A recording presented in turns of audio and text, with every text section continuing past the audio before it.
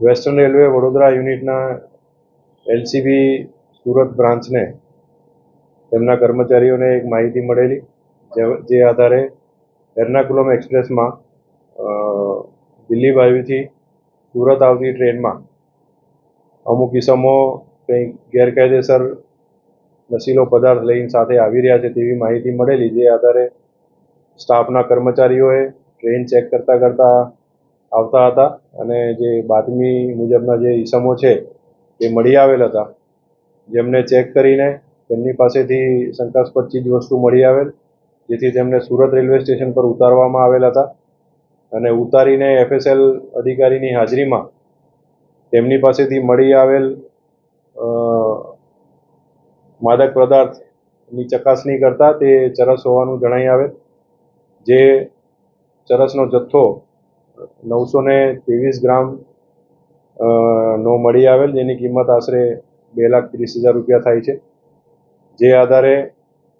એલસીબીની team દ્વારા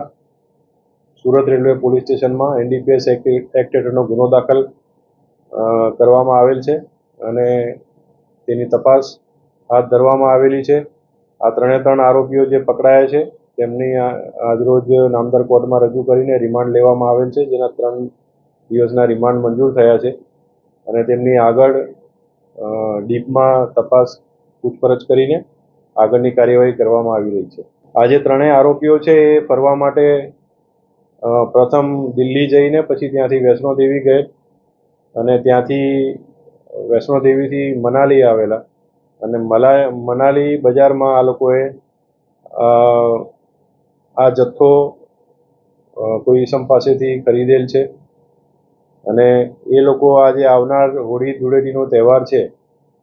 તે નિમિત્તે બધા મિત્રો સાથે આનું સેવન કરવા માટે થઈને